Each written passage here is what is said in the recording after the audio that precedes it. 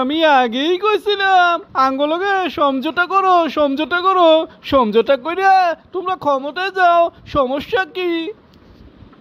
এই কেউয়া সমঝোতা যেমন তগলকে কেমনে তোর আঙ্গুলে যেই জুলুম করছন, গত 16 বছর শান্তিতে থাকতো দেশ নাই, এখন তগলকে সমঝোতায় যাইতাম।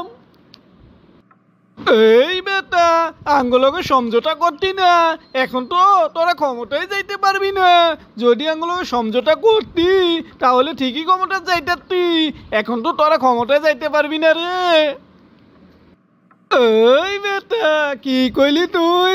আমরা ক্ষমতায় যাইতে পারবো না, কারা যাইবো?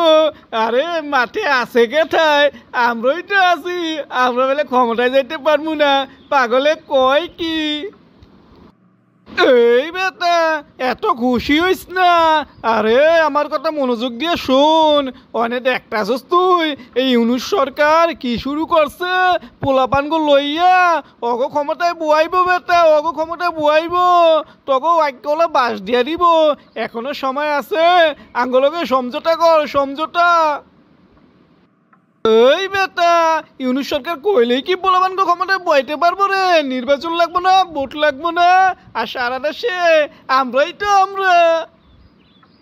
এই বেটা গত 16 বছর এমন করেই কিন্তু আমরা ক্ষমতায় ছিলাম, এরপর কি অবস্থা হয়েছে তো দেখছিস। আমি একটা কথা কই শুন, দেখস না ইউনুস সরকার পোলাপানকে সব দাবি মানতাছে, আঙ্গরে মাইনাস করে দিছে, এখন তাগো প্রতীক আরে শাপলা দিয়ে দিছে, শাপলা জাতীয় প্রতীকও দিয়ে দিছে। কিছু বুঝতেছস নি তোরা? এই বেটা বুঝমু না কেরে, আরে অগো শাপলা ফুল দেয় নাই তো, শাপলা কলি দিছে, জাতীয় প্রতীক তো দেয় নাই, শাপলা কি আর দিছে নাকি?